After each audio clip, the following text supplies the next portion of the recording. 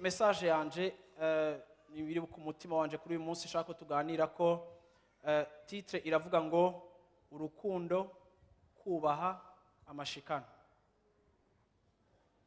Urukundo kubaha amashikano canke urukundo kubaha n'amafaranga. Amen. Iyi niyo message y'uno munsi muri kino gitondo. Dahera kuri verset ya itanguriro 12. Genèse chapitre 12. Tubibutsa yuko abadukurikirana live mushobora gukurikira kuri Facebook kuri page ya Life Center Burundi. Genèse chapitre 12 verset 2 niwo murongo wa mbere shaka dusoma. Fiston araza kunsomera iyi mirongo yose mu Kirundi. Nanje nzoguhindura ubwoko bukomeye, nzoguha umugisha, izina ryawe ndarigire rurangiranwa, n'abandi baze bagira umugisha ku bwawe. Amen. Igihe Imana yaza igasanga Abraham ikamusanga iwabo kwa se na nyina aho bakuriye, aho umuryango wabo wakuriye, aho yarari yubatse na Sara umugore wiwe, Imana iramuza ko imuha iri jambo, imusaba gusohoka ngo ave iwabo, imusaba kuva mu gihugu ciwe kugira ngo ave mu mana zabo n'ibigirwamana basenga, kuko nta mana bari bafise. Ariko Imana yariko irondera ihanga, ariko Imana mu kurondera ihanga ibanza kurondera umuntu. Ico catumye iza muri uyu muryango ihamagara Abraham, ihamagaye Abraham iramubwira ngo nzokugira ihanga rinini, nzoguhezagira, kandi izina ryawe nzogira gute? Nzorigira rinini, uzoba isoko ry'umugisha ku bandi canke ku mahanga. Muri ibi bintu Imana yasezeraniye Abraham, muri ibi bintu Imana yavuganye n'ubuzima bwa Abraham, vyose twobishira mu ijambo rimwe. Imana yasezeraniye Abraham ico twokwita ubukuru, ico twokwita ubunini, ico twokwita grandeur. Imana imusezeranira kuzomugira munini, ariko mu buryo butandukanye. Imubwira ati nzokugira ihanga rinini, uravyumva, nzoguhezagira, kuko urashobora kuba ihanga rinini, bisobanura ko ushobora kugira igitigiri kinini c'abantu, ariko kandi hakaburamo umugisha. Ariko Imana yamubwira ngo nzokugira ihanga rinini, nzoguhezagira, si ivyo gusa, n'izina ryawe, uretse ko ihanga ryawe nzorigira rinini, ariko n'izina ryawe ubwawe nzorigira rinini. Ikindi aramubwira ngo si ivyo gusa, uzocika n'isoko ry'umugisha. Mu yandi majambo, umugisha Imana isezeraniye Abraham uramuruta, uramurengeye. Ahubwo Imana imubwira ati nzokurengera, ahubwo n'abandi benshi bisanga ari abanyamugisha ku bwawe. Bwana sifiwe sana. Yesu ashimwe cyane. Rero iki ni ikintu Abraham yasohotse, agasohokana na Loti, agasohokana n'umugore we Sara. Imana yavuganye nawe yagitahuye, nzoguhezagira. Usomye muri itanguriro 14 ku murongo wa 12 tugeze ku murongo wa 10,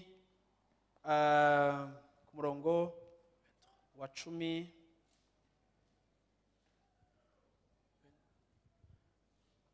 23 kugeza kuri 23, 12 à 23. Mukurikire neza iyi passage. Bahitana na Loti umuhungu wabo wa Aburamu yaba i Sodomu hamwe n'ibintu vyiwe, baraheza barigira. Haza umwe mu bahunze abibarira Aburamu umuheburayo yaba iruhande y'ibiti vy'imyeroni vy'umwamori yitwa Mamure, mwene wabo na Eshikoli na Aneri. Kandi abo bari bifatanije na Aburamu. Aburamu yumvise yuko iwabo yafashwe mpiri, ajana abanyarugo biwe bize kugwana, bavukiye iwe 318, barabakurikira babahambiriza i Dani.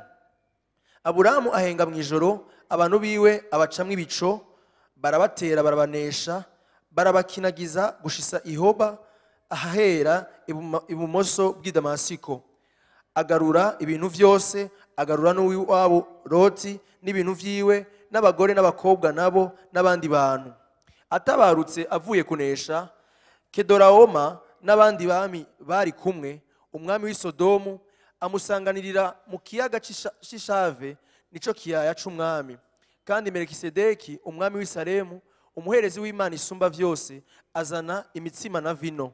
Ahezagira Aburamu ati, uragahabwa umugisha n'Imana isumba vyose, nyene ijuru n'isi.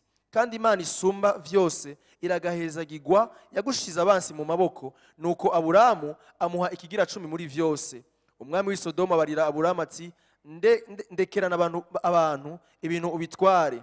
Aburamu yishura umwami w'i Sodomu ati, narahiye Uhoraho manitse ukuboko, niwe Mana isumba vyose, nyene ijuru n'isi, yuko ntazogira ikintu na kimwe cyo mu vyawe ntwara, naho koba akanyuzi canke akagozi k'inkweto, kugira ngo ntuzuvuge uti ni jewe natungishije Aburamu. Amen. Haleluya. Namusi muri kino gitondo ndashaka yuko dufatiye muri uyu mutima, ndashaka twige iki kintu gikomeye kandi kigize ubuzima bwacu canke kigize ubucuti bwacu n'Imana. Kandi kenshi usanga mu buzima bw'abantu bivanye ku muntu n'uyundi, ushobora gusanga ari kimwe mu bintu uha agaciro gakeya, ariko kandi gifise ico kitwigisha mu buryo bukomeye. Aha tubona Aburahamu aja kugwana, bamaze kumva ko Loti n'abiwe n'ibintu vyabo bagiye babitwara. Aburahamu nk'umunyamugisha yari yaramaze gutandukana na Loti batakiri kumwe. Loti yifatiye inzira y'i Sodomu n'i Gomora, ariko Aburahamu yumvise ko abakunda batwawe, ahitamo guhitana abasore biwe baja kugaruza, bakurikira abansi kugira ngo Aburahamu arabe yuko ivyiwe vyotabaruka. Aburahamu ashitse ngo aragwaniye intambara, ni inkuru yose dusomye.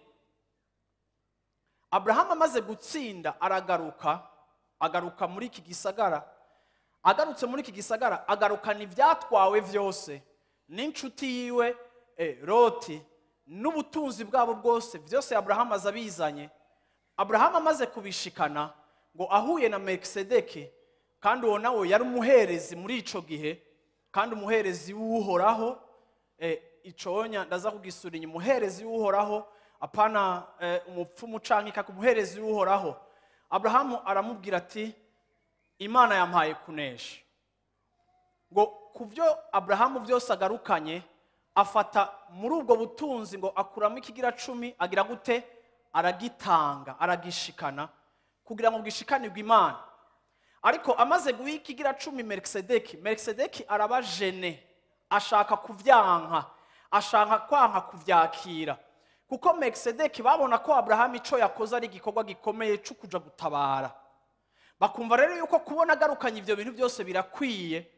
Rero Aburahamu ntiwigore, gumana ivyo bintu byose.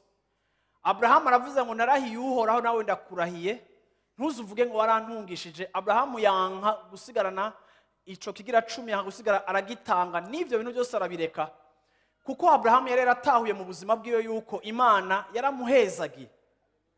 Aburahamu yari yaratahuye mu buzima bwiwe yuko Uhoraho niwe soko y'umugisha, haba ukuja kugwana canke haba mu iterambere ryiwe. Yari yaratahuye ko Imana ariwe mugisha, niwe soko ry'umugisha. Ikintu nshaka kuvuga muri kino gitondo nuko kenshi naho tubiririmba tukabivuga, nasanze abantu benshi batemera ko Imana ari isoko y'umugisha wabo. Hari ibintu byinshi ushobora kuvuga, ariko mu nyifato ukagaragaza ko ivyo bintu utabitahura. Ndashaka kuvugira ijambo n'umuntu wese ari ngaha, n'ukiri muto ari muri kino kibanza, uyu munsi usobanukirwe kino kintu gikomeye kijanye n'ijambo twita kubaha Imana, honneur.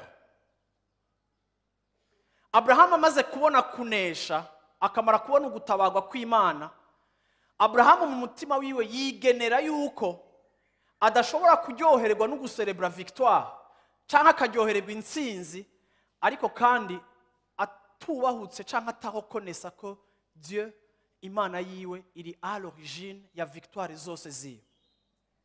Kenshi mu buzima bwacu mu ntsinzi tugenda duhura nazo ari mu mashuri ari mu mibereho yacu kenshi ntidutahura kandi ntitwumva neza yuko Imana niyo soko y'umugisha. Yari yarabwiye Aburahamu ngo nzoguhezagira. Bisobanura ngo ikintu cyose Aburahamu yashikako buno nyene yaca gifatanya n'Imana nk'isoko ry'umugisha ku buzima bwiwe. Rero icamuteye gutangira Imana, Aburahamu nta muntu n'umwe yigeze amwigisha gutanga ikigira 10 na Bibiliya ntiyari bwandikwe kuko ivyo gutanga byanditswe na Mose. Imana iriko iramuha amategeko ku bijanye no gutanga. Mu ijambo ry'Imana mu gihe ca Mose hariho amashikanwa yitwa amashikanwa y'ibwirizwa obligatoire, hakabaho n'amashikanwa y'ukwitanga y'ubushake. Ayo kenshi yakunda kubonekera mu munezero w'abantu canke mu rukundo abantu bafitiye Imana, kuko yaba ari amashikanwa atategeko riyarimwo. Ariko kandi hakabaho n'amashikanwa Imana abategeka gutanga, bagomba gutanga ari nk'itegeko, kuko Imana yagomba yuko hari ibintu bimwe bimwe bigomba gukogwa, ikabishiraho nk'itegeko, kuko ijambo ry'Imana rivuga ngo kubera abantu b'intumva kandi bafise ugukomantara kw'imitima vyatumye Imana ishiraho amategeko. Amategeko ni nk'umuyaya arera umwana akiri muto ataratahura ibintu mu bwenge bwiwe, hakabaho amategeko canke ikimoko kugira ngo kimutegeke gukora ibintu. Ariko mu bisanzwe mu buryo bw'Imana, Imana yipfuza ko igihe cyose cyo dukora tugikora ubwa mbere na mbere kivuye mu gutahura no mu kuyubaha kwacu, bifatanye n'urukundo tuyikunda, tukabikora tutagoberewe ariko kubwo gukunda kandi kubwo kubaha.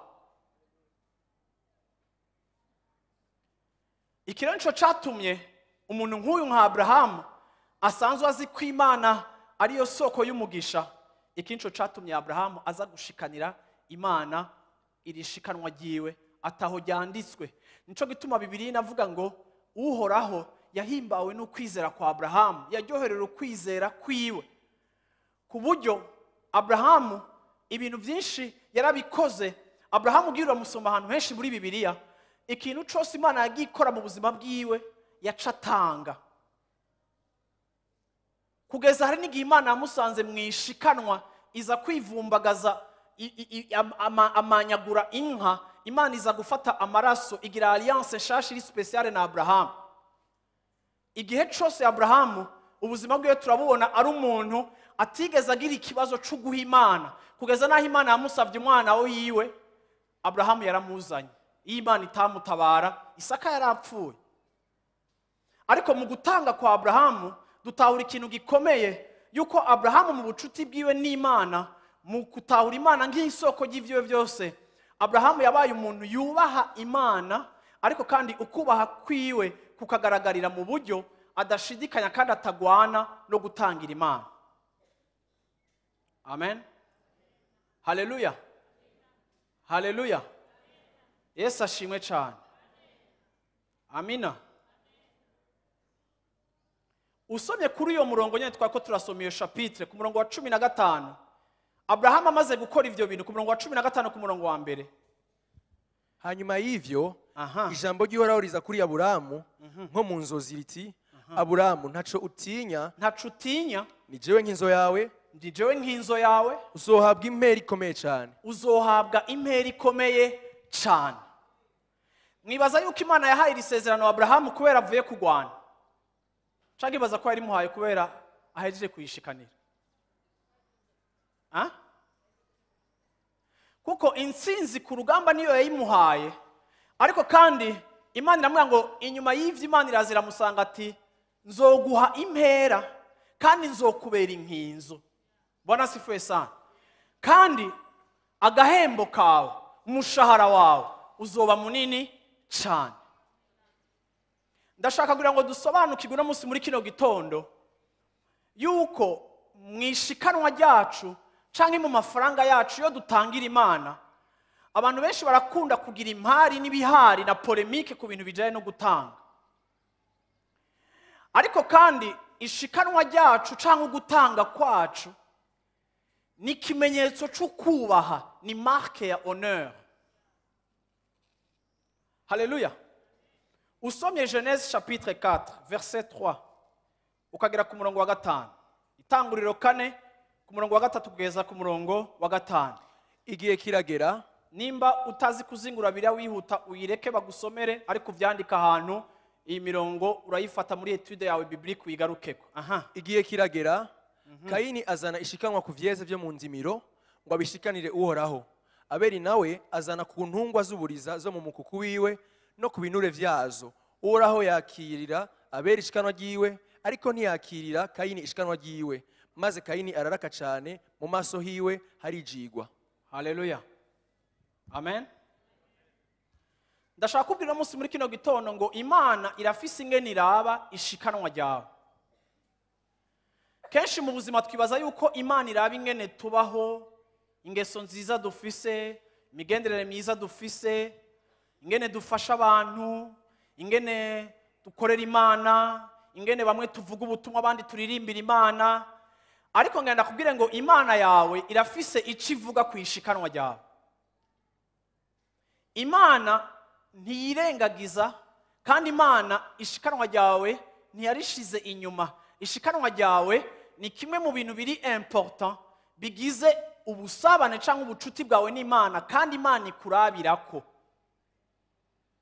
Mwanyumvise abantu b'Imana?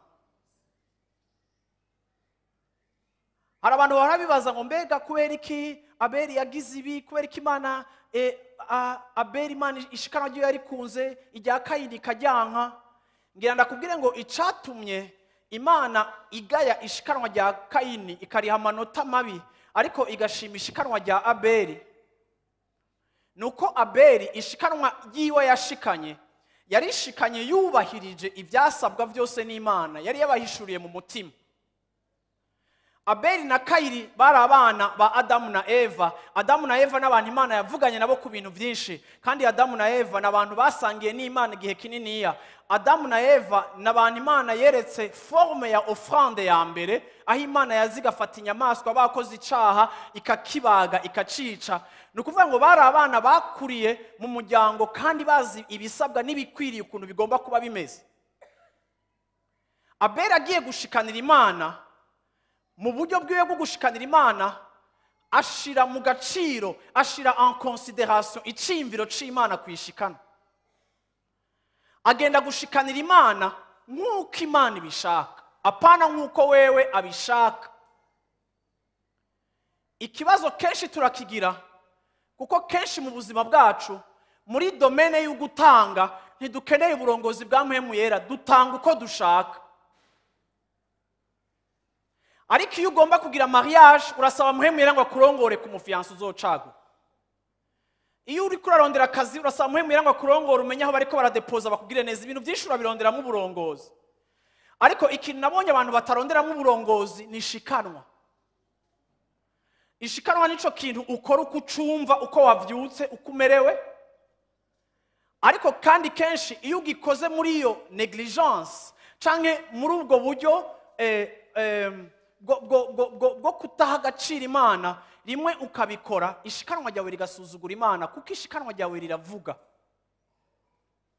Bibiliya ivuga ngo bamaze gushira ibyo bashikaniye Imana imbere yavyo, ngo umwotsi wa Abeli uraduga kugira ngo ibe ikimenyetso c'ukwemerwa canke kwakirwa canke approbation, aho Imana ishingira nta ishikanwa ryiwe. Ariko ngo umwotsi wa Kayini ukidugira wowe ugacukubita ikorosi ukagenda ikuzimu, kuko ishikanwa ryiwe ryahimbaye shetani nyene. Kayini ababazwa n'ivyo, agiririsha ari mwene wabo, n'Imana irazira amubwira ati hewe hagarika, ndabona ufise amaproje mabi kuri mwene wanyu, si mwene wanyu kuye kugiririsha ari, wewe ikibazo cawe nikindi, nuwagira neza uzokwemerwa, ariko reka gushira problème ahitari. Sinamwemeye kubera ukundi, ariko namwemeye yuko il m'a honoré par son offrande, yanyubashe mwishikanwa ryiwe. Igihe yanshikanira nabonye icubahiro canje, nabonye honneur yanje, kuko ishikanwa ryiwe ryavuze, nico gituma naryakiriye. Sindi Imana itoranya ku butoni, ariko mu mahanga yose uhora ahagirira neza abamwubaha. Rero sinatoranije ibya Abeli nanka ibyawe, ariko nagaye karite y'ishikanwa ryawe, kuko uko nabihishuriye mu mitima yanyu siko wakoze uko ushaka. Bwana sifiwe sana. Yesu ashimwe cyane. Haleluya. Amen. Nico gituma no mu Baheburayo igice ca 11 uwanditse kijya gitabo yarerekanye ko yahimbawe n'ishikanwa ryande rya Abeli. Mbega ishikanwa ryawe rirubahisha Imana. Iyo uri kurimvira gutangira Imana ni ikintu wiyumvirako, ni ikintu uha agaciro. Bwana sifiwe sana. Amen. Bwana sifiwe sana. Haleluya. Ndashaka kuvuga ibi bintu kugira ngo nyumve neza. Nasanze iyo mu buzima umuntu akunda, nasanze mu buzima urukundo rufatanye n'ifaranga. Vuga uti urukundo, musubire mu Rwanda, urukundo ifaranga. Ntushobora gutandukanya honneur na offrande. Ntushobora gutandukanya icubahiro no gushikana no gutanga. Rero nasanze umuntu wese akunda arashobora konoha. Nico gituma iyo tuvuga ngo turakunda Imana, kimwe mu bivyerekana n'ishikanwa ryawe riravuga how much you love Mungu wako. Mwanyumvise? No musi ndabona hari n'abantu bashaka n'unguda mu maso bwume mu nda. Bwana sifiwe sana. Ingene ushikana birashobora kuvuga ingene ukunda. Uti kubera iki? Narahuye n'umuntu arambwira ikintu, arambwira ngo jewe ndiko ndazwana, ndiko ndasenga Imana kandi unsengere. Vrema sishaka ko mama wanje apfa ntaramwubakira inzu. Okay. Numva ni ikintu ciza. Ariko uko yashishikaye kubimbwira, arabimbarira kugeza naho akorera mosozi.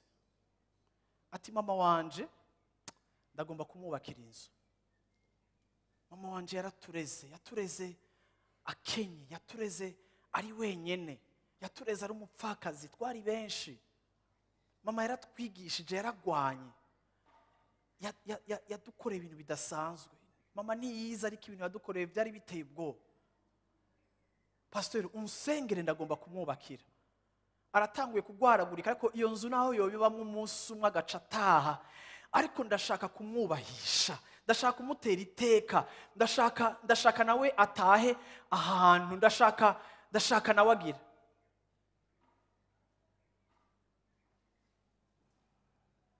Ejo bundi gihe twari mu rugendo twumvise eglise bagira baje kuvizita umukristo. Yaragize umutwaro wo kubakira muri Afrika, yubakira abavyeyi biwe, yubakira papa wiwe inzu. Amubakira inzu, ariko kandi papa we aragwaragurika, inzu barayubaka, arabwira papa we ati papa yinjiremwo. Papa we akavuga ati sindayinjiramo ko hari ibintu bitaraheza vy'ibikorwa vyanyuma byo gusiga irangi. Uravyumva barabikora. Uravyumva umunsi papa wiwe aja kwinjira muri iyo nzu niwo munsi yaciye apfa. Rero wari ubabona ko hari umubabaro, ariko ukabona ko uwo muntu afise sentiment canke ashobora kuba amerewe neza, kuko omwe papa apfuye umwana wiwe yamuteye iteka. Rero iki kintu mu buzima bwa misi yose turakibona, aho umuntu wese uwakunda ashaka kumwonoha. Ntushobora gukunda umuntu hama ngo urwo rukundo ntirugutwara ikiguzi kanaka, aho wumva yuko ushaka kumugirira neza. Ibi biradushikira kenshi iyo abakunzi bacu bagiye kugira ama mariage.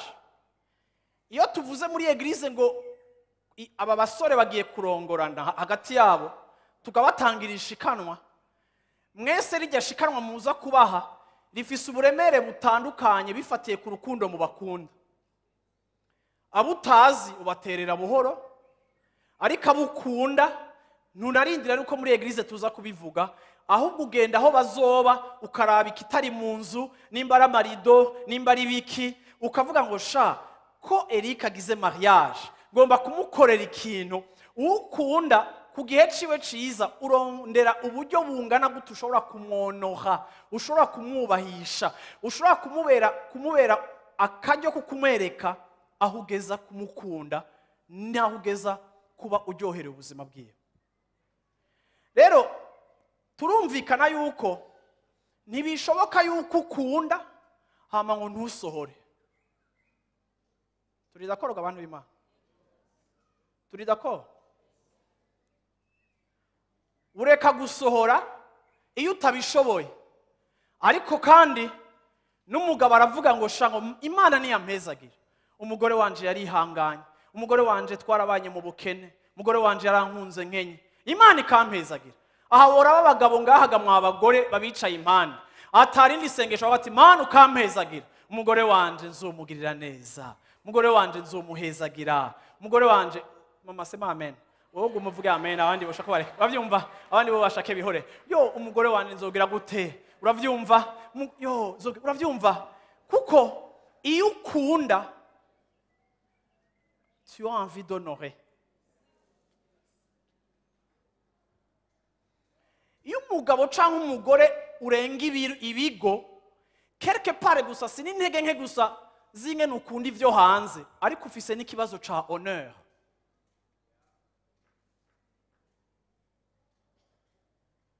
Igikiriza cawe uwakiryamyemo nujya, ariko iyo ugiye kuzana ubusimbira hamwe bukakuryamako ni déshonneur. Habuze kubaha. Rero kubaha, gukunda, ibi bintu birajana.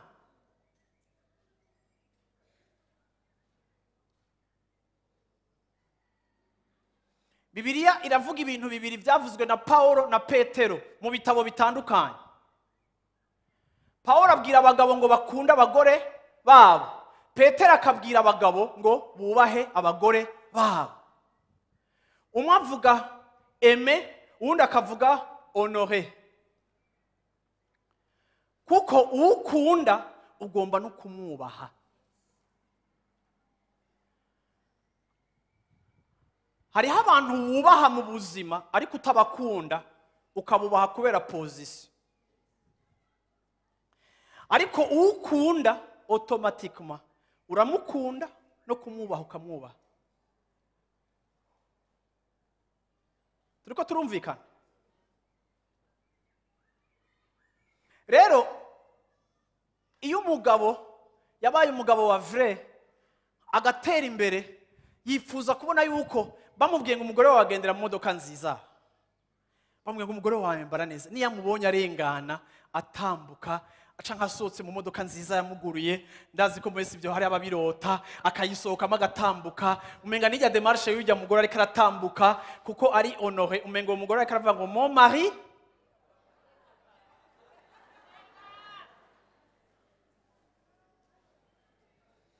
Igihe Asuerusi yagira umunsi mukuru, akagirira umunsi mukuru abantu, akamara iminsi indwi abaha inzoga ababoreza, abereka gloire y'ubwami bwiwe. Ku munsi wa nyuma yavuze ngo genda munzanire inde, umugore we yitwa nde, Vashiti, genda mumuzanire Vashiti. Abantu baraborewe bamaze iminsi nabagaburiye, naberetse ko ndi grand, ariko ma grandeur niri complet cyangwa ni c'est une grandeur complet ou complète ntiyuzuye. Vashiti atahari, genda muzane Vashiti mwirigara y'abagore, mumuzane na mupresente abagabo kugira ngo namwereke abagabo, ndabereke ubwiza bw'umugore wanje, kuko hirya y'ibintu byose yatanze ikiri mort, ikiri plus honorable dans sa maison, c'était sa femme. Niwe yagomba gupresenta. Sini mu gikorane c'amakouple, ariko ndiko ndakwigisha ngo konora, kubaha ukunda ni kimenyetso canke ni preuve y'urukundo. Urukundo ni ikintu kiba mu mutima w'umuntu kitaboneka, ariko honneur ni action iri visible, itemwanya y'urukundo ruri invisible. rero urukundo ukunda imana ntiturubona ruba mu mutima, ariko ishikanwa ryacu riravuga cyane ku kungene dukunda imana.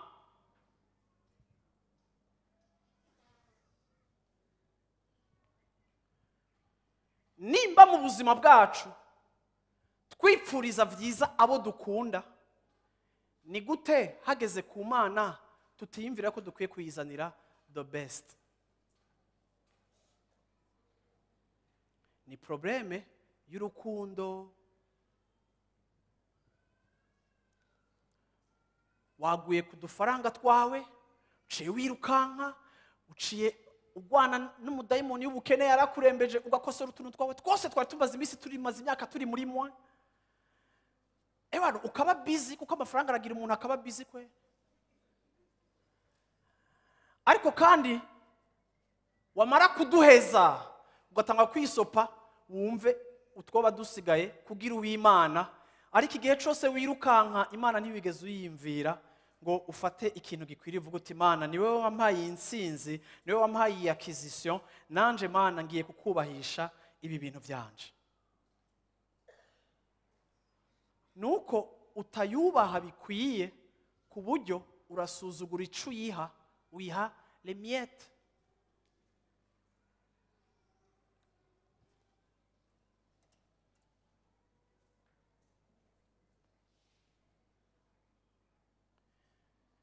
Iyo uhuye n'amayibobo kwibarabara, tubwizanye ukuri, muranca mu aeroport menshi yo mu isi yo hanze, mu aeroport wamuhasanga akabox bashiramo amafaranga. Kenshi bashiramo ibingorongoro, nivyo vyinjiramo, n'ingene bagakoze kinjiramo ibingorongoro gusa.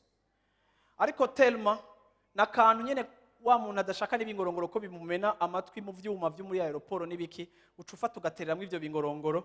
N'ibintu n'amafaranga bayitwa kari destine gufasha abaji Dubai, murabibona, canka abaja n'ahandi muhora mubibona, ahantu bashira amafaranga yo gufasha nk'aboro. Ariko ayo ni ya mafaranga ushira mutarinze no kwiyumvira, kuko ni n'amafaranga ari karakuremera ko niwaja kuca mu cuma ca security wamurinda gusohora ibingorongoro byaca na hahandi ukabona barabigusubije ngo akiri ibingorongoro byawe, n'igihe maka kuva ntibigumize ngaho ko sinzi nico bivara, niyo ndabitahaye ntaco bizokora, kuko birijena waronka kakandi ubita mu gacu bitereramo. Iyo kuri feu rouge umumayibo bakuja yakadodora ku ntuzenya, uravyumva umuhutiyumviriye, kuko muco ugiye kumuha nta honneur irimo, usa nk'umwikuye. Siko mubigira. Hariho abantu batandukanye mu buzima, ingene ubaha wabanje kumezura ico ugiye kubaha kuri honneur ubafitiye. So, ugiye guterera umutunzi agira arongoza umukobwa wewe, cangiye guca ku mazi, cangiye agiye kuganduka, muraza kuvyimvira na madame, tugiye kuganduka kwa ntuzenya, tugira amahoro barundi, tugira amahoro. Kubera uzi kwijya envelope iza kugurugwa n'umuntu wo muri famille, ama ugiye gushira akaba ari quelqu'un, hariho udufaranga udashiramwo, ukigora ukavunika. Nico gituma na Yesu yavuze ngo abavyinshi bazokongegwa, kuko abatunzi tubaterera neza kurusha abakene, kuko ico utanga ni sinye y'ingene wonoha ubuzima bw'ugiye guha.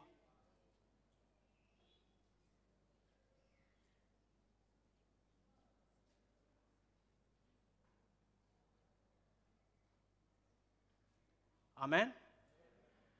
Ariko malheureusement niko dutanga n'amashikanwa yacu. N'amashikanwa yacu nico kintu ca mbere tutiyumvirako.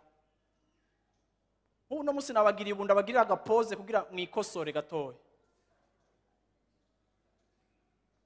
Vuga uti amen.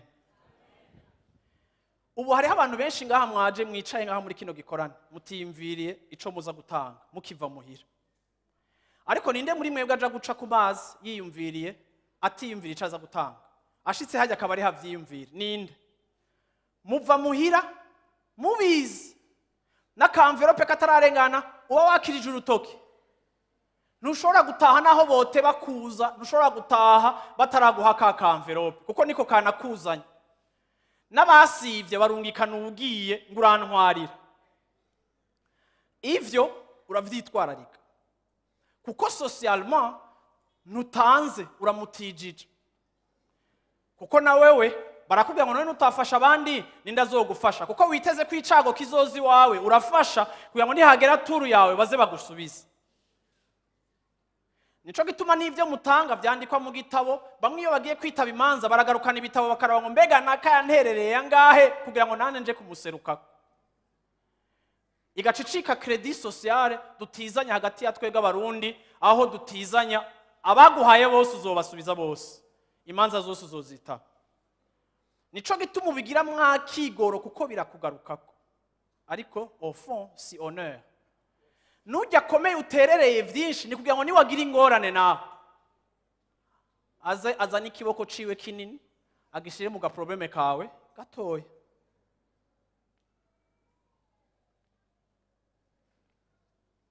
Ivyo turavyumva kandi turabikora neza, ariko iyo tuje gutangira Imana dufata akantu katuje hafi, akatubaye hafi. Muri monsieur madame nta na rimwe muricara ngo mwimvire ku bijanye no gushikanira kwanyu kw'Imana. Muramaze kwimvira ku bindi bintu byose, ushobora kuba unakorera n'Imana. Niyo twoza muri eglise nk'uko, urashobora kuba barako bataririmbye, woba barako batavuze ubutumwa, ariko niba ke woba barako tutatanze amashikana. Emwe hari n'igihe tuba turi hagati mu ndwi nkabona umuntu aranyibukije ngo amashikana, ugasanga abantu bari bacomotse bagiye bavuga ngo amashikana, ukamenya ngo amashikana, urabona ukabona kumenga ibana twari tugiye kwe. Ariko nuko tudatahura yuko muri culte yacu personnelle ntidushobora gukuramo ifaranga.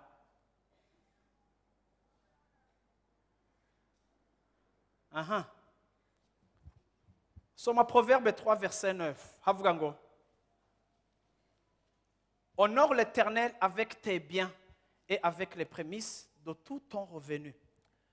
Ubahishe uhoraho ibintu vyawe, ubona umushuzo w'ivyeze vyawe vyose. Haleluya. Wubahishe uhoraho ibintu vyawe, ubona umushuzo w'ivyeze vyawe vyose. Mumfashe dusubire muri jambo. Vuga tugusubire mu office.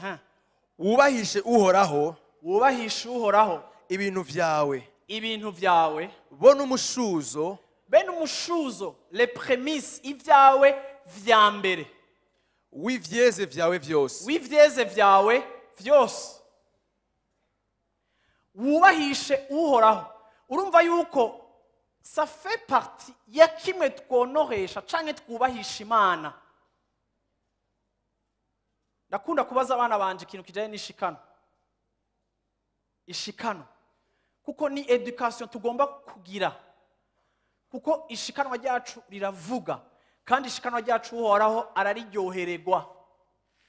Ishikanwa ryacu ni expression, n'ururimi, ni nk'indirimbo tuzanira Imana. Biroroshe ko ndirimba melody, ariko biragoye ko ntanga ishikano.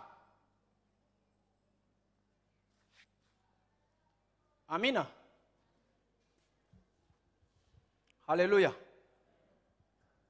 Matthieu 6:24.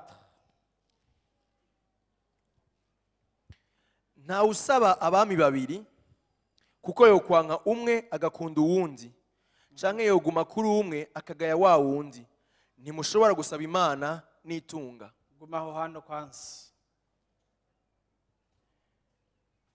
Ni giki kidushikira mu buzima bwacu iyo mamo ari Imana yacu? Yesu yarakoze ikintu gikomeye avuga ngo nta usaba abami babiri, kuko mu rugendo rwiwe abo bami uko ari babiri boshobora kumukenerera igihe kimwe, canke bakamwitega ko ikintu kimwe, hama kubera udashobora kwimanyuramo ibimanyu bibiri, ugasanga umwe muri abo bami uramukunze kurusha uyundi.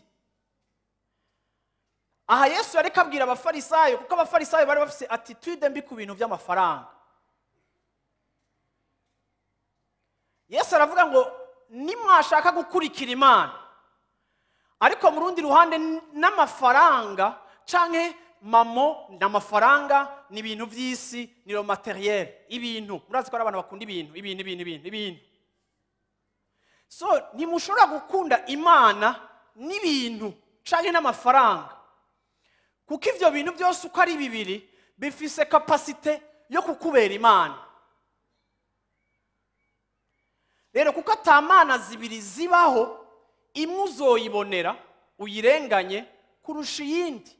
Verset 25 na 26.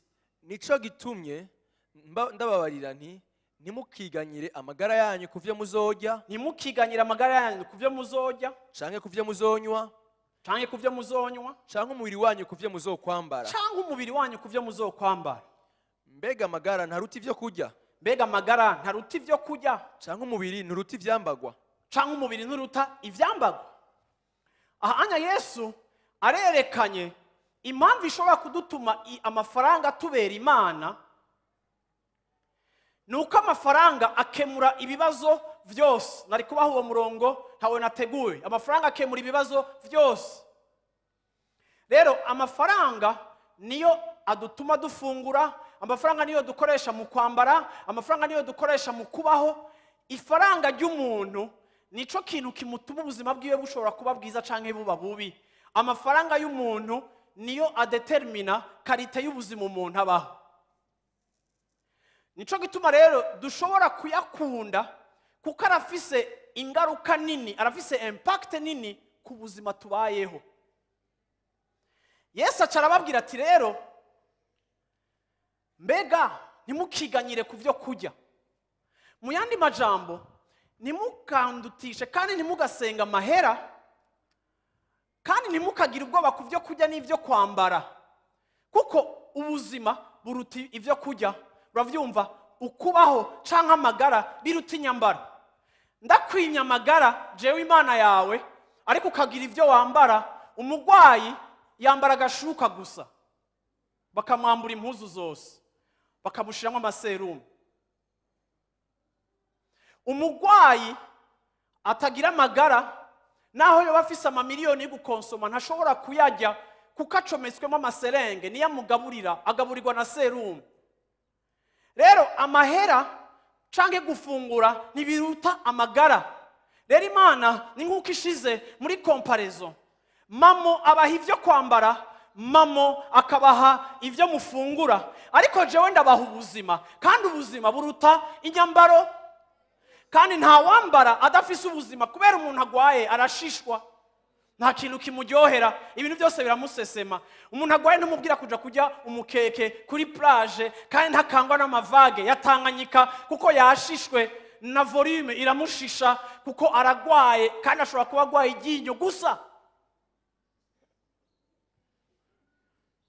Rero umuntu ngo yokunda umwe akanka uyundi, ariko Yesu ariko aratwereka ingene shwa yacu igomba kuba porte kuri we, kuko we aruta ica amafaranga ashobora gukora. Nico gituma yavuze ngo ntimukiganyire ku byo kwambara canke ku byo gufungura, kuko ico ndabaha kirengeye ico kwambara no gufungura. Ati kanatsinda n'inyoni zitazi kwiruka no guteka umutwe nkanyu, ndazigaburira kandi ndazambika, kandi zifise ubwiza, kandi zirashajije, n'amashugwe narayambitse. Ni jewe source ya benediction, ni jewe mpezagira, ni jewe soko ry'umugisha wanyu. Reka gusenga amahera, senga jewe. Rero nk'uko abantu bakera bafata ikimazi bakakizana ku muriro kigaturigwa, iyo uzanye amahera yawe ukayazana mu bwami bw'Imana abasa nk'ayaturiwe, kuko wowe ntubukiyafise ku burenganzira, kandi wowe ntubukishoboye kuyajyako. Si yayandi ugurana abantu bazogufasha ejo, ayo uhaye Imana urayatanze. Ishobora kubiguhezagira canke ntibiguheza ko wowe wayitanze kubera uyikunda, reka ataco witeze en retour. Ariko ico uhaye Imana kiba consumé par le feu, Imana ikacakira, kuko amashikanwa yacu ça fait partie ya culte yacu, nkuko kuririmba bifeza partie ya culte yacu. Nta kuno kwiyumvira ingene uza kwambara dimanche ntiwiyumvire ishikano uza gutanga. Uko no gucurika ibintu, kuko wewe uravyumva ntutahura aho uroye n'ivyo ugiyemo. aho urashobora gusanga ku Valendi hari umuntu yateguye ibyo azokwambara iyi dimanche, hariho n'uwuzi dimanche prochain ingene azoba yambaye, ariko kandi ukaba utazi ishikano uzotanga. None culte ni wewe canke ni Imana? Munyumve bantu b'Imana, ibi biradukuriraho ama excuse abantu bafise ikigira 10 cyo muri Ancien Testament byari byagezwe bla bla bla bla bla bla. Reka nakubwira ikintu kimwe vraiment, je sinshaka kudiscuta na wewe. Gutanga kwawe c'est honorer Dieu. Nkanye n'isoko ry'ibyo ufise byose nk'umugisha wawe, nk'uwo ugomba guha ubwa mbere imbere y'uko unagira shopping.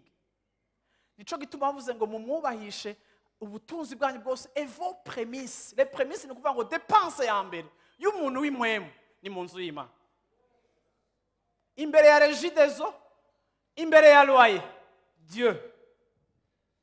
Muce muraba ingene ducurika ibintu hama tukaba abantu batagira n'umugisha mu buzima bwabo, kuko amafaranga offrons si Imana yacu. N'ubu hari umuntu ashobora kuba yashishwe ngo uyu munsi ngo pasteur Veba ngo namukunda, ariko uyu munsi aranbihiye kwe.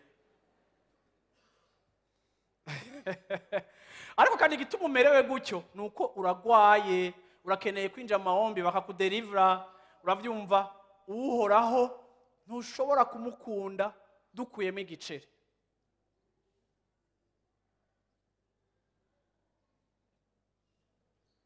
Kuko nimba umukunda ugakuramo igiceri uri Kayini, ushaka kubikora uko ushaka, ariko arafise uko ashaka kubikora. Amen. Ndashaka amina. Mu gitabo c'abacamanza hari umugabo yankoze ko cane naramubabariye, ni papa wa Samson. Amaze kumva ko Imana igomba kubagira neza igira ibaho umwana w'umuhungu, mama yaramubwiye ngo Imana ivuze ngo izoduha. Ariko uyu mugabo ico ndamukundira, wewe yabajije Imana ngo ushaka ko tuzobigenza gute. Ntiyarakeneye kumenya ko Imana izomubaha gusa ko tuzobigenza gute uwo mwana niyavuka. Uyu mugabo yarakeneye kumenya ingene badakotora ku Mana. Imana iramubwira icishije mu marayika. Imana yaje kumubwira ingene bazofata umwana wabo, n'ingene batazomumwa, n'ingene mama we atazonywa vino. Verset 13 uhere ku murongo wa 15 ukageza ku murongo wa 20. Aha. Maze Manoa abarira uwo mumarayika w'Uhoraho ati, ndakwinginze banza uhagarare tukubagire agasuguru. Yesu ashimwe cyane. Rindira. Umumarayika yaje kubaha Juges 13:15. Umumarayika ahejeje kubaha nouvelle z'uwo bazovyara n'ingene bizoba bimeze. Uyu mupapa abonye umumarayika agira gende, aca arabwira umumarayika ati rindira. Haleluya. Rindira ntugende uko, kuko yarahejeje kwakira ijambo ry'Imana, kandi bari bazi yuko uburyo bwo kubaha no konoha ico Imana igwaye nk'ijambo si ukuvuga ngo merci merci oya. Ariko yarazi yuko honneur agomba kugarukana ku Mana par rapport ya promesse bahawe. Uyu si Abrahamu yaje gushikanira ikigira 10 kuko yanesheje aba ntibiraba, ariko kuko bazi ko yavuze ari umwizigirwa kandi no gushitsa izobishitsa, arabwiye uwo marayika ati rindira ntugende tukubagire agasuguru. Aha, 16. Uwo mumarayika w'Uhoraho aramwishura ati, umumarayika w'Uhoraho aramwishura, naho umagaritse ntaco ndi burye, naho umpagaritse je ntaco nshobora kurya kuvyo kurya vyawe, kuvyo kurya vyawe. ariko namba ugomba kubaga ikimazi, ariko nimba ushaka gutanga ikimazi cyo kotsa ugishikanire Uhoraho. Ariko Manoa ntiyari bwamenye ko ari umumarayika w'Uhoraho. Stop. Uyu mumarayika ndamukunda kuko uyu mumarayika aratahura ibintu byose vy'impwemu. Uyu mugabo yibaza ko ari Imana bavuganye, ariko c'est un messager. Uyu mugabo rero agira atanga ishikanwa, ariko uyu mumarayika arazi protokole yuko wewe nk'umukozi ntashobora kwakira ishikanwa riri destine ku Mana no gucrea conflit. Ntagira aho yotaha. Mwene wabo Lucifer akorera muri territoire y'ivyavumwe, yarirukanywe kuko yubahutse gukonvota honneur y'Imana. Uyu marayika aravuga ati jewe sishobora kubijya, ati kandi nimba ushaka no gutanga ishikanwa si jewe uriha, rishikanira uhoraho. Manowa acaratahura ati uyu rero si Imana, ni umumarayika. Bandanye. Maze Manowa abaza uwo mumarayika uhoraho ati witwa nde kugira ngo ivyo wavuze nivyashika tuze tugushemagize. Uyu mutipe na compre na vrema. Wewe witwa nde bwaba ariwe tuzosenga ivyo wavuze nivyashika. Ni nkuko bareka araronda ati wewe shira kwizina gusa tuce tugira twubaka kagigomana tuce tukitwa ntuzenya Jacques, uravyumva? Cyane tukite Ezekiel ariko tuzokwibuka ko ari we waduhaye umwana. Umviriza umumarayika sha. Fisto. Uwo mumarayika uhoraho aramwishura ati umbariza iki izina ryanje ko ari izina ritangaje. Nuko Manowa yabira iyo suguru y'imene n'ishikanwa ry'ifu abishikanira uhoraho hejuru ku gitandara. Haca haba igitangaza, Manowa n'umugore wiwe babirorera. Amen. 20. Umuriro wo ku gicaniro ukiriko urarabagiza uja hejuru. Umuriro ukiriko urarabagiza uja hejuru ryashikana umaze kuritanga. Wa mumarayika uhoraho aduga muri uwo muriro wo ku gicaniro. Manowa n'umugore wiwe babirorera baca barapfukama barunama. Amen. Yesu ashimwe cyane. Yesu ashimwe cyane. Uyu mugabo amaze kwakira promesse y'Imana, ikintu ca mbere yakoze nko gushira signature ku cahejeje guhabwa, c'était une offrande. Mana uravuganye nanje, ndagushimiye. Je t'honore pour ce que tu fais.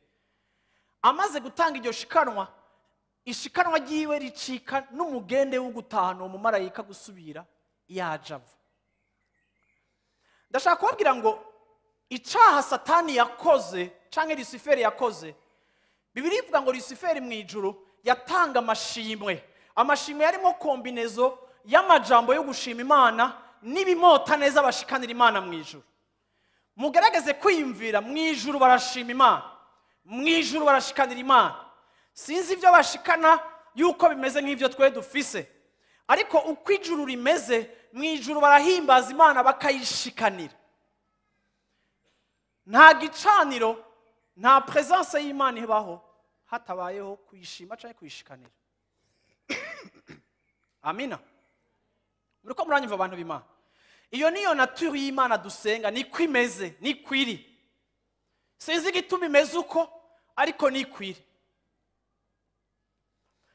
Ibi nivyo vyatumye Satani ariwe yitwa Luciferi, icareme ciza Imana yakoze, umumarayika sayangana yasa n'ikinyenyeri cyo mu mutwenzi mwiza cyane ateye ubwoba, yipfujije gukorerwa ivy'Imana ikoregwa. Imana imutiburira mwijuru n'abamarayika biwe aribo badayimoni n'umunsi baduperturiba batugora. Abadayimoni bamwe baracakora, abandi baraziritswe ntibakora, ntibari opérationnel. Ariko ico Satani yipfuje nico nyene yaciye azana. Nta religion nimwe mwisi, nta secte nimwe mwisi, nta mupfumu numwe wo mwisi adasaba ishikana. Nuko muranyumva? Nta activité nimwe spirituelle itagira ishikanwa. Nta culture nimwe mwisi itaririmbira Imana zabo. Mu bizira amadini adahuriza ko nta dini na rimwe ritaririmba, nta dini na rimwe ridashikana. Nico gituma iki kintu Satani yaragitransporse azana intebe yiwe mwisi. Nico gituma ivyo abantu baja gukora, bamwe batanga abana babo ngo batunge, abandi bagatanga ibiki, abandi bakajikuzimu bigaga gute, bijya bintu birabaho kandi birafunctiona, kandi ababishaka mu mushahara bararonka umushahara wavyo unyegejwe mu rupfu. Nico gituma n'igihugu nka Israeli igihe cabona Mose atevye ku musozi ngo biyubakiye ikimasa bakigira Imana, kuko abantu bakeneye ico basenga. Bakigiza Imana ngo bafata imigufu yabo, bafata inzahabu Imana yabahaye bavanye kwa Farao, ubutunzi Imana yabahaye ngo baje gutangura igihugu c'i Kanani. ivy'Imana yabahaye ngo baze bayishikanire mu bwaragwa, bafata bijya bintu byose barabifonda, bikorera ikintu c'inzahabu, batangura kugisenga. Mose ngo amanutse umusozi asanga bariko barakindagira basimba, bakoze iyindi mana itumbereye kuzobasubiza muri Egiputa, kuko ahantu hose hari culte, ahantu hose hari igicaniro hagomba kuba hishikana.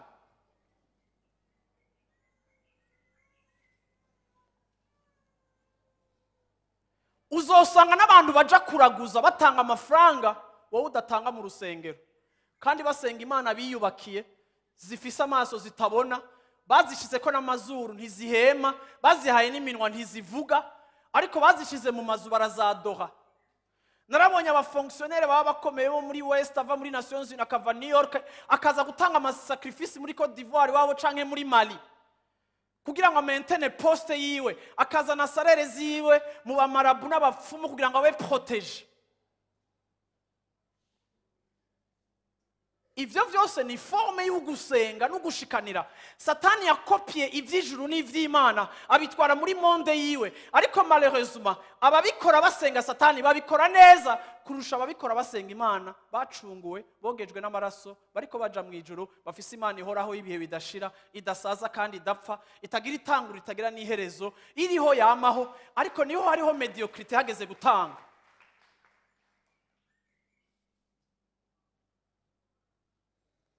Tuvuze ngo dutanga amashikanwa mutanga ni make, ariko nababwira ngo hari umuntu apfuye ngaho muri life center mutanga menshi kurusha ayo mwatanze mutangira Imana, kuko culture yacu y'ikirundi isenga urupfu. Ahantu hambere Murundi atanga neza ni mu rupfu, ariko ivyo biririye n'imizimu yacu n'ivyo twabayemo muri kahise, kuko ni forme y'Imana. Bakubwiye gutanga muri eglise uvuga ngo nibambwira ivyo bayakoresha, wowe ntukeneye kumenya ivyo bayakoresha. Nta nta Imana yakubwiye ko uzomenya ico tuyakoresha.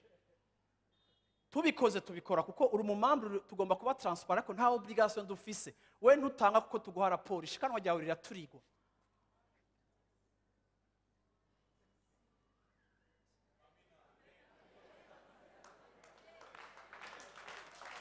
Tuguhaye raporo, amen. Tutayiguhaye, amen.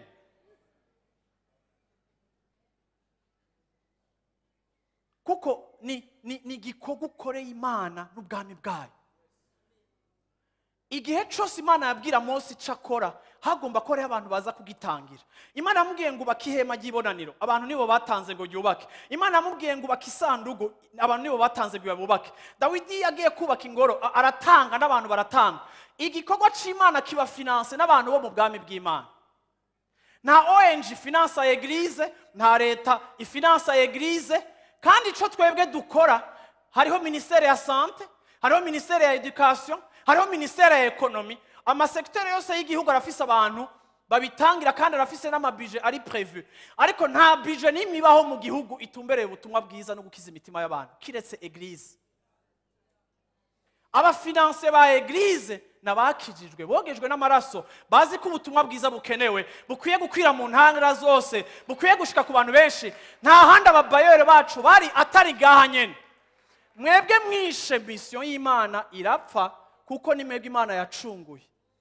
Igihe ca Nehemiya abantu baratanze, igihe ca Esdras abantu baratanze ngo bubake inzu y'Uhoraho. Ivy'Imana vyubakwa n'abamenyanye n'Imana, ntivyubakwa n'abapagani.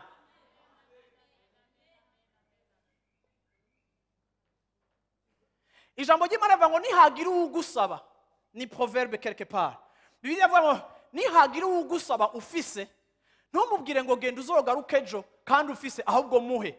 Ijambo ry'Imana riraduhimiriza gufashanya no kugiriranira neza, rikanatubwira ngo tugiriranire neza, cyane cyane abo mu nzu y'Imana tubagirire neza, kuko dusangiye urugendo rw'umusaraba. Nico gituma hagati yacu turafashanya.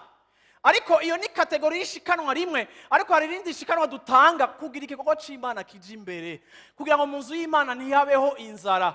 Si kuvuga ngo mu nzu y'Imana abantu barafungura, ariko ni kugira ngo inzu y'Imana ntibura abakozi bagiye guca ingero hanze, canke inzu y'Imana ntibure gukora ivyo bagomba gukora kuko ibuza amafaranga. Ugomba gutanga kugira igikorwa c'Imana kije imbere. Ni wewe Imana ikontako, ni wewe mu partenaire w'ubwami bw'Imana mu gutanga. C'est toi et toi seul.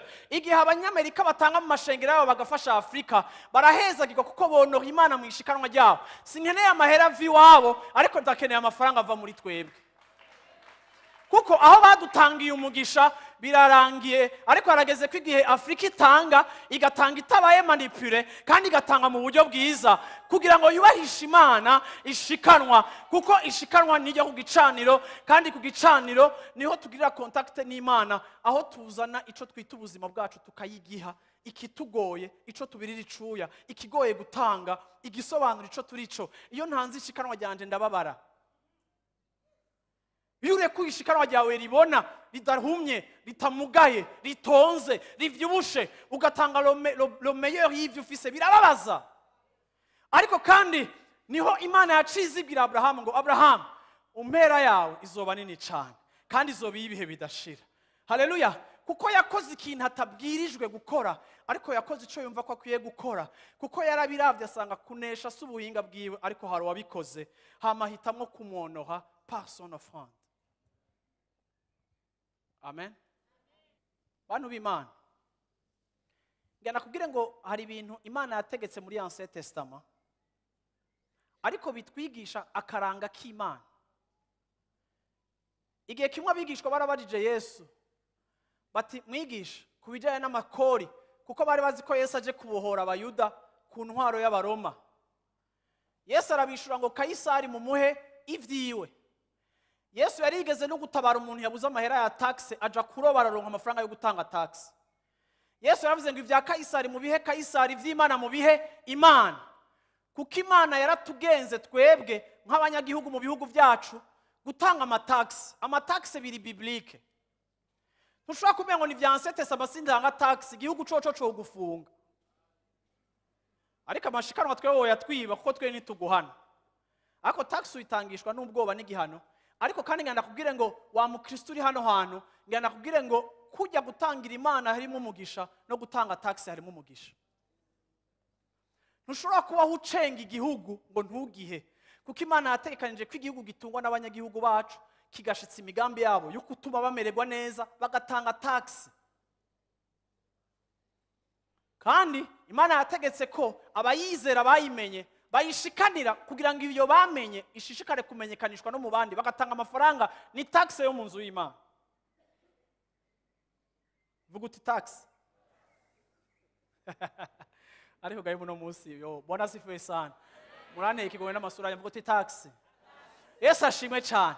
So rero ugomba gutahura yuko ibi ni ibintu byose bituma turoranirwa mu rugendo rwacu rwo kubana n'Imana n'ubwo kujana n'Imana. Sivyo abantu b'Imana? Nimvunye umuvuga uti amen. Yesu ashimwe cyane. Haleluya. Nico gituma amashikanwa amwe yari amashikanwa abantu bakora kuko babiryoherewe, nka Ana avyaye umwana akaja gushikanira Imana kugira ngo ashime, ariko nta obligation yari ihari.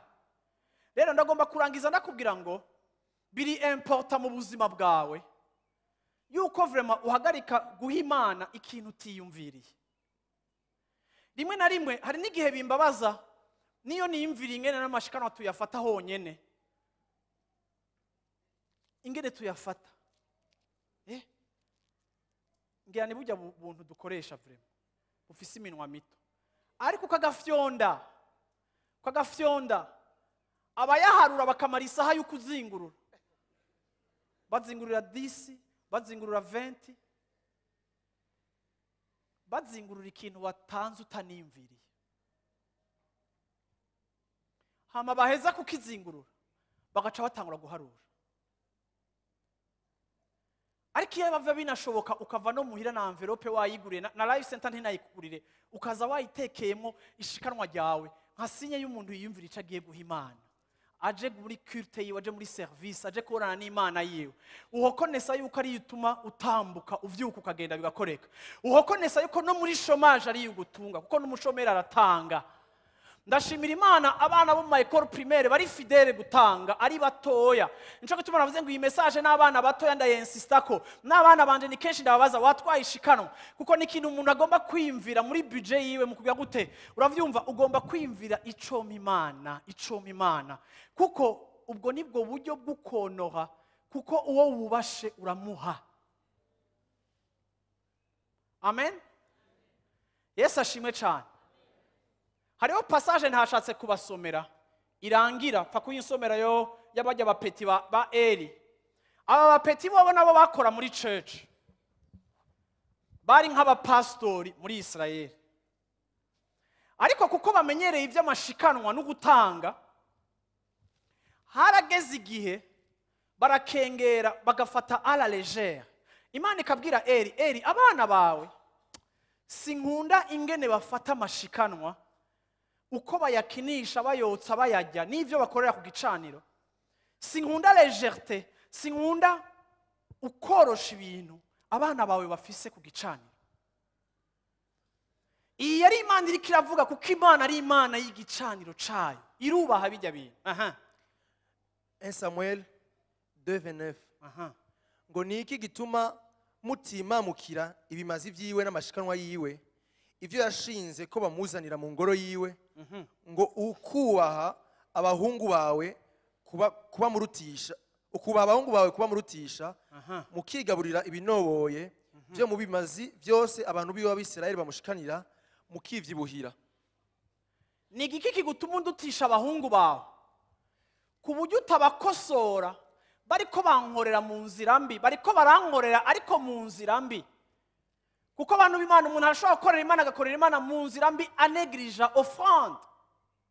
Imana iramubwira ikintu gikomeye, umanutse epfo, Imana iramubwira ati c'est fini, nari narageze ko wewe n'uruvyaro rwawe muzokwama munkorera ku gicaniro. Ariko Imana irabihagarika. Eli yapfiriye umunsi umwe n'abahungu biwe, ariko aba bahungu ikintu cabishe cyane kurusha ibindi nuko batigeze bavaloriza ministère, igikorwa bakora cyo kwakira ibyo abantu b'Imana bazanye.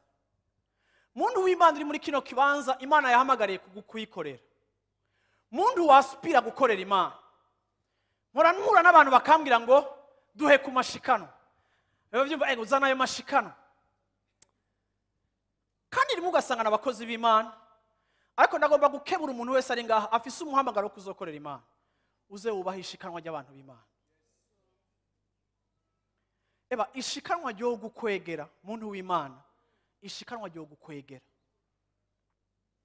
Sinkeneye gutanga uburorero, ariko mu myaka yanje mike y'ukubaho ndamaze kubona abantu ishikanwa ririko ririca ubuzima bwabo, babakozi b'Imana, kuko batubasha ishikanwa. Ishikanwa abantu batanga riri précieux, kuko batanze icyo babera Imana, icyo bagaburira, icyo kubaho neza, barakizanye bagihaye Imana, baragituriye. Bobo ni devotion, icyo bakoze ni consécration. Ntibagihaye je umupastori, ariko kiri consacré. Iyo aba bana bagikoresha mu nzira itariyo, aba bana bariko basuzugura intimité iri hagati y'Imana n'abantu bayo.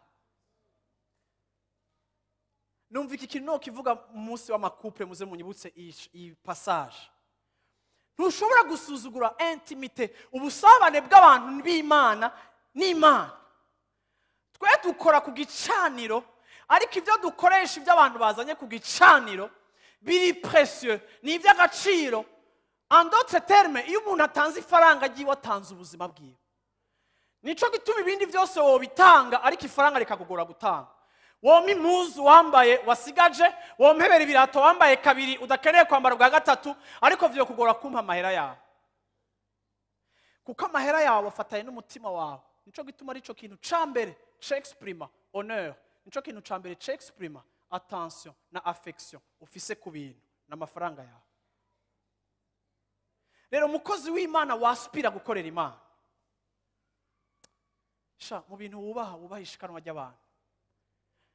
Eba nawe ujejwe kuri harura, ntakagere n'igihe uzori harura uvuga ngo ni makeya, yasonere vyubahe. Vyubahe, biri sacré, biri précieux. Uravyumva? Reka nakubwire, ni nk'icumba c'ibonaniro c'umugabo n'umugore, il faut kuconoha, il faut honorer offrande. Nk'uko wowe tugusaba konoha Imana mu gutanga offrande, natwe turasabwa kubaha ishikanwa ryawe.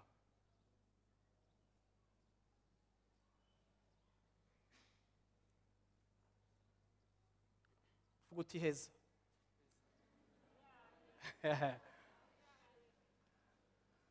nahejeje. Amen.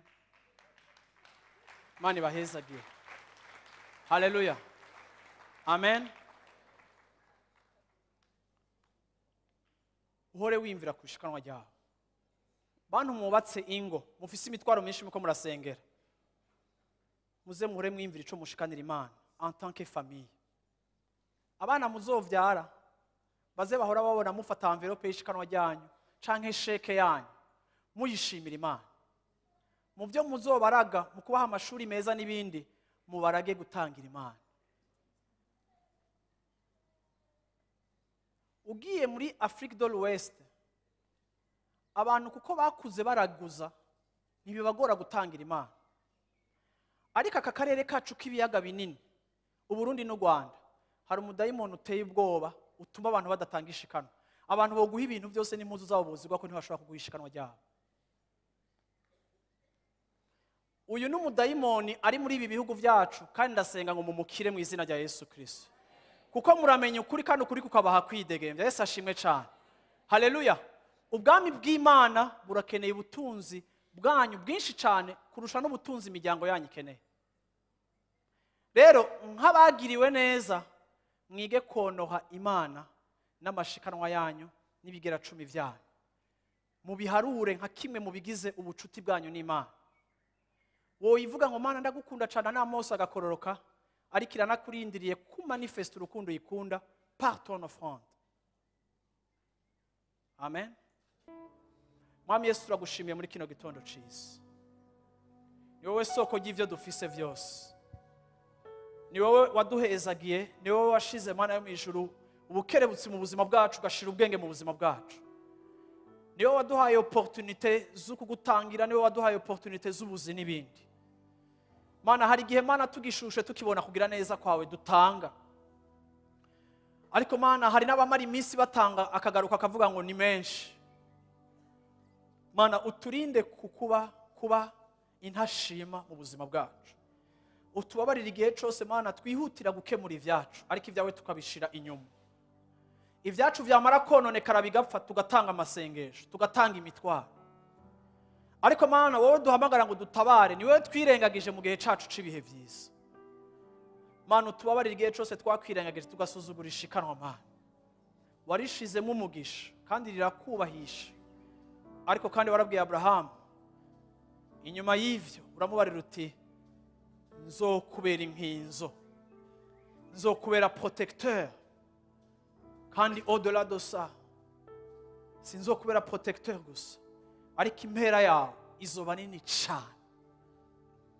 Mana reka igihe cyose Mana tugutangira twibuke yuko Mana kwishikanwa ryacu hariho promesse iri attaché kwishikanwa ryacu. Utubabarire infidelité yose Mana twagize mu kugutangira. Utubabarire urukundo ruke mu buzima tugukunda Mana. Utubabarire caprice dufise mu bijanye n'amafaranga. Utubabarire ukwitoza. Utubabarire Mana yo mu ijuru ivyitwazo. Ariko Mana udushiremo imitima yoroshe. Waravuze ngo nzokorosha imitima yanyu izobikomantaye. Ndakweretse umuntu wese ari muri kino kibanza afise umutima uri dur. Umuntu wese afise ugutwi kugoye kumva. Kubera kumbura ashobora kuba yarakomerekejwe n'abakoresheje amafaranga yiwe nabi canke n'abaye exploiter nabi canke n'abamubeshe kugira ngo bagire ico bamuronkako. Mana ndamukweretse nawe kugira ngo umukize Mana. Kuko Mana ibi ni wowe wabivuze Mana. Orosha umutima wiwe ntaguma ari umu eternel blessé ariko kandi abo umuntu akize kandi abohotse yubaha ico uvuga. Ndasengera abantu bose ngaha mu ishengero Mana, abagukorera ngaha, abitanga ngaha. Mana ukwitanga kwacu ntigukwiye kandi Mana ivyo tugukorera ntibitweswiza kugutangira ishikana. Hariho abadevelope teori ngo baritanze mu giseke. Mana nta wishize mu giseke. Ivyo tugukorera biratandukanye n'ishikanwa ryacu. Restaura igicaniro cawe Mana kugira ngo abantu bawe bagarukane amashikanwa, abantu bawe bagutangira, abantu bagushikanira. Mana shiramo umutima mu muntu wese Mana kuba fidele kuri kino kintu. Ndazi ko kigoye kuko amafaranga ari Imana yacu. Amafaranga aratwambika, amafaranga araduha gusohoka, amafaranga araduha kugenda no kugaruka, amafaranga araduha. Igihe cyose Mana turayakwima kuko tubona icagomba kuza. Kuko ivyo tuguhaye bimeze nk'ibitanzwe ku gicaniro nk'ibituriwe. Ariko ndasenga Mana ngo uturemere life center ribe mana ishengero ry'abantu b'impwemu mana vy'ukuri mana kandi babohotse kandi batakugunga kugira mana ngo ejo tuze tubabone bagukiwe bamerewe neza kuko mana batakwimye ivyabo ariko bagushimiye mu vyabo. Ndasenze mana kugira ngo udukundishe kuguhezagira no guhezagira igikorwa cawe kugira mana yo mwijuru turushirize gushigikira mana umugambi wawe n'ivyifuzo vyawe. Isi iragwanya ishengero, isi iragwanya igikorwa cawe, satani aragwanya ubutumwa bwiza. Ababushigikira mana n'abanyene ndabasenge kugira ngo mana ngo ubahezagire mana, ubahezagishe gutahura no kumva mana. Niyo utanga kuramba nk'umugisha, niyo utanga ubutunzi nk'umugisha, niyo utanga icubahiro nk'umugisha. Vyiza byose biva mu kuboko kwawe mana. Ndasenze kugira ngo ivyiza vyawe mana biherekeza abantu bawe, maze icubahiro gishishikare kubicawe. Ni mu izina ryawe Yesu Kristo mana tubisavye. Abantu b'Imana bavuge ngo amen.